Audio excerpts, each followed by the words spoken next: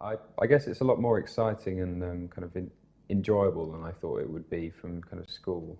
It's overwhelming at times, but actually it's also great fun. You learn something new every day, and you usually use it the next day, and you get cake every Tuesday.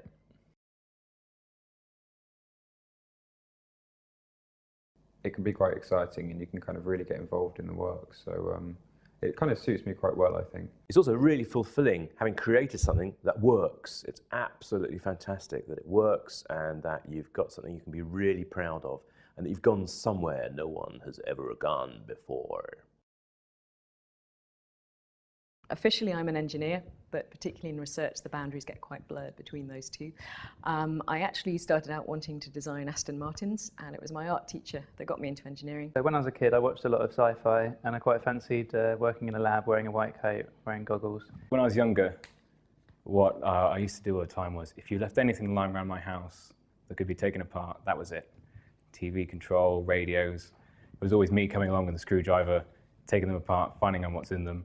I was very fortunate at school. I had a lot of great science teachers, Mr. Bancroft and Mr. Roberts for physics, and Mr. Harris and Mr. Skilling for chemistry, who really knew their subject and could communicate that with enthusiasm to me.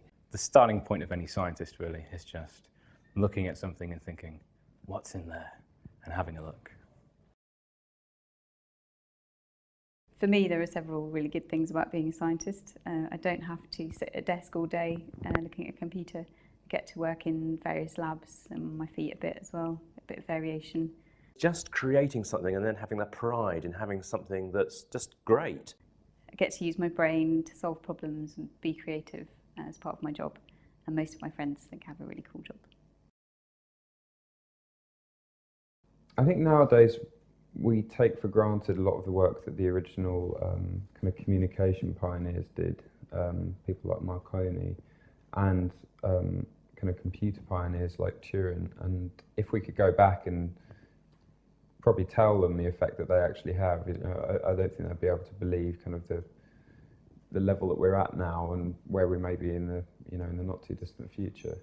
Well, I'd quite like to meet someone who's not just a scientist but a bit of a polymath, Leonardo da Vinci. So all those machines in his sketchbooks, I'd like to know, did they really work? Was he able to test them out? My favourite hobby is dancing, swing, salsa and ballroom. In my free time, I kind of spend my time doing things like, I'm in a band and we kind of write and record. I make music, I go cycling, and I drink overpriced beer. What I like to do is get out on my bike, go on some long cycle rides, and that just about makes up for all the winter months sat in my kitchen cooking, just eating it all. The first science I remember doing was trying to work out the most efficient way of getting to school so that I could lie in bed for longer in the mornings. I think I was about 7. When I was at school, I used to have these really highly powerful magnets, and I got in trouble once because I was throwing them at the window, because underneath the window there was this kind of iron frame, and I was seeing how far away from the window I could go and the magnets would still stick. But I didn't realise that the headmistress and all the teachers were having a kind of weekly meeting inside.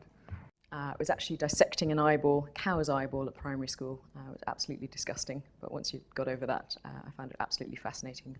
So I think that was the first time I got properly in trouble.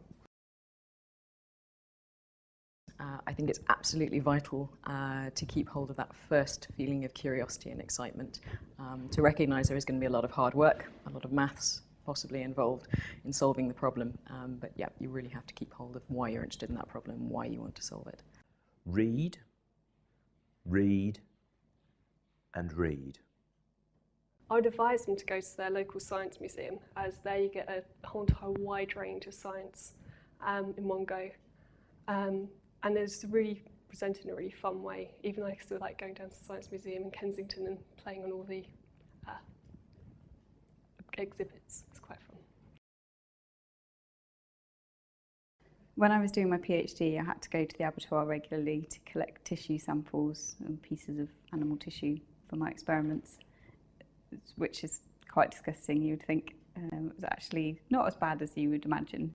I once accidentally dissolved a fake breast in a tank of water, which caused quite a bit of a mess.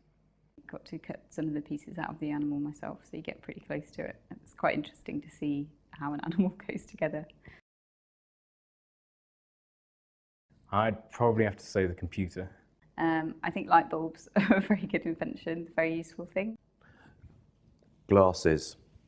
And even the original computers, they couldn't do very much, but they were the size of a room. In the right hands, they were just top pieces of equipment.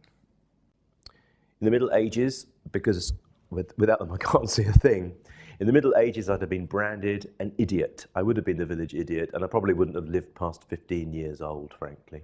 In terms of modern inventions, I use my smartphone all the time. It's really useful. So thank you, whoever invented these.